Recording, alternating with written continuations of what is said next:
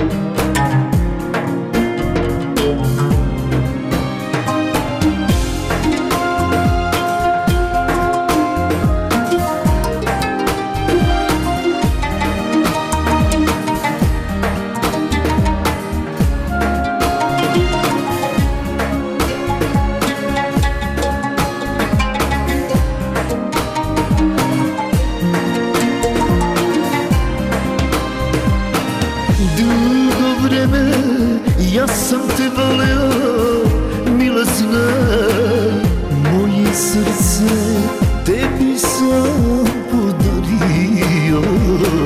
Ti si mi bila sve što sam imao, mila znaj, zašto te noći mi smo se rastali.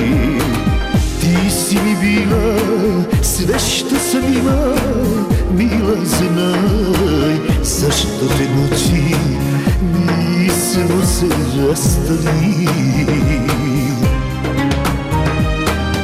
Zar ja sreće neću imati nikada? Ja se pitam zašto smo se rastali. Ja se pitam zašto smo se rastali, moje ljubavi. Zar ja sreće neću imati nikada? Ja se pitam zašto smo se rastali. Ja se pitam zašto smo se rastali, moje ljubavi.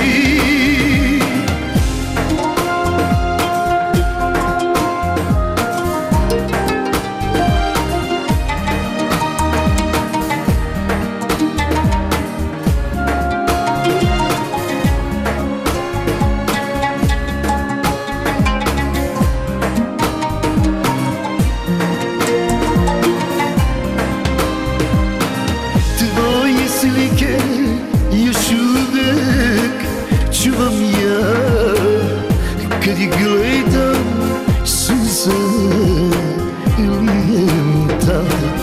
O zar ću tebe ja da zaboravim? Sad se pitam zašto smo se rastali. O zar ću tebe ja da zaboravim? Sad se pitam zašto smo se rastali. Zar ja sreće neću imati nikada? Ja se pitam zašto smo se rastali.